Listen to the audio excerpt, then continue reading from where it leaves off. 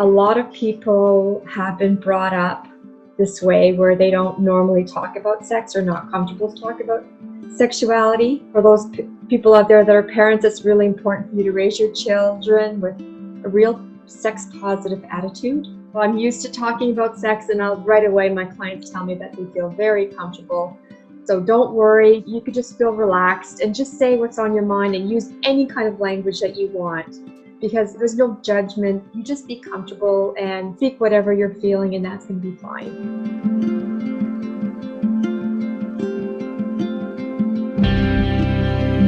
They usually emphasize a lot on feelings. They go to the past and see, okay, what went wrong with your past? Like, they pathologize, basically. They actually diagnose pathology. Whereas we, as coaches, we look forward. We check and see what are the issues now? What are the behavioral issues that are happening right now? And how can we help you to move forward? So coaches, I would definitely be checking to see if your coach has a lot of education with regards to the work that they're doing. Check and see what their accreditations are. I'm from ASEC, so the American Association for Sexual Educators, Counselors, and Therapists. And that's a world body. It's board certified, so you need to have 1,000 hours. And you have a supervisor checking your work. So that kind of thing is very important. I actually use therapists in my practice. So whenever there is a problem with regards to the past, like PTSD, trauma from your childhood, I refer to a therapist.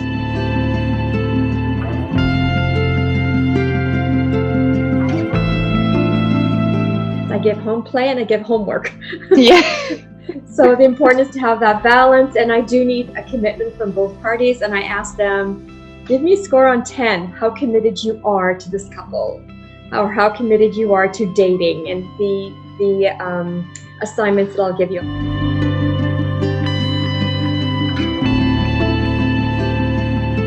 It's always preferable if you're both there, because there's so many things. I do a lot of Gottman's coaching, and Gottman's is really a really great test to see if where your couple is right now. And I have a treatment plan to help that couple to move forward. So they need to both be there for that.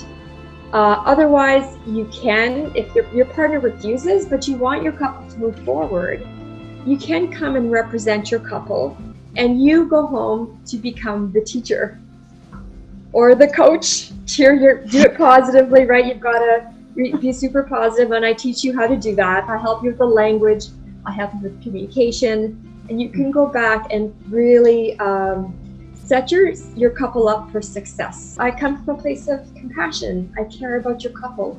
I'm in your corner to make sure that things go better, and learn how to communicate better. And I'm going to cheer you on.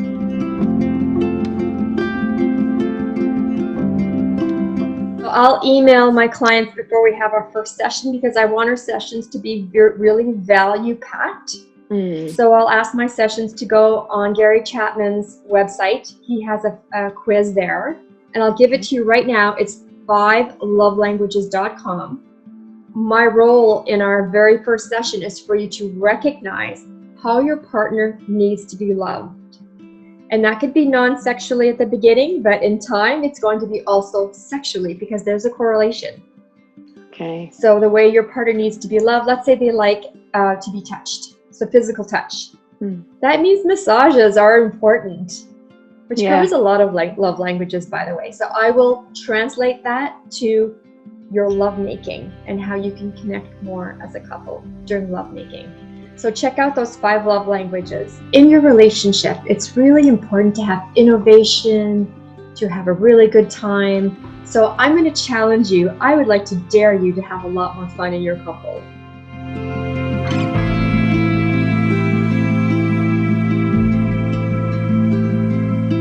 I would probably back it up a little bit and prepare yourself for that first date.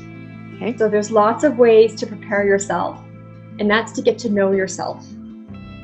Because we are in such a hurry to start dating again because we're lonely. And it's important to take time for yourself and to love yourself. How do we build confidence? It's awkward to date. and they need to build confidence. I help them with a whole bunch of confidence building exercises, and also navigating the whole kissing thing. And then there's the whole question about when to have sex, right? When you're starting to date, it's important to ask yourself, when do I want to have sex? And this is my rule, and you can decide if you want to adopt it or not. My rule is make sure that you can talk about sex before you have sex.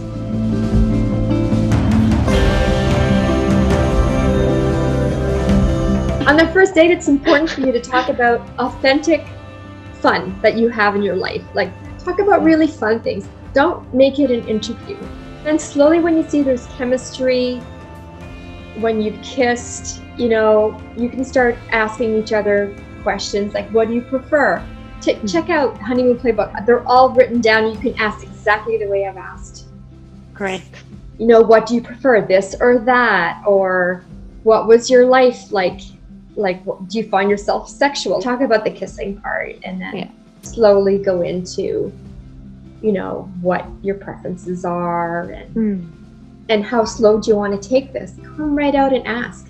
How slow do you want to go? And I'm willing to go as slow as you want to go if that's something that you're willing to do. And I'm there to help you along with whatever you believe in. I go at your pace. Often we have to do baby steps if there's been trauma. And a lot of women and some men, a lot of men also have had trauma. So we have to take baby steps.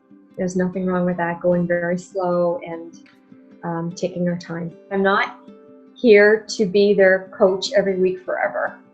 No. That's not the kind of work I do. I work with them so that they can live a happy life on their own with the tools that I've given. I give lots of exploration type of assignments. Those are the home play assignments where you explore each other's bodies and really take your time and tease.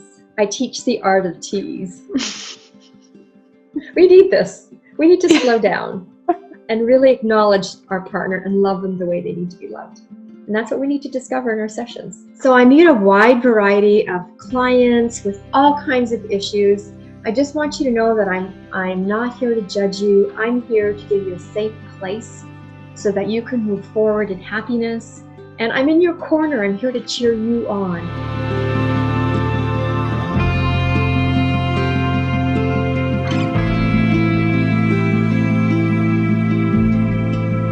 I find that with my clients, they tell me that they see red flags from the past, from the relationships that they've had.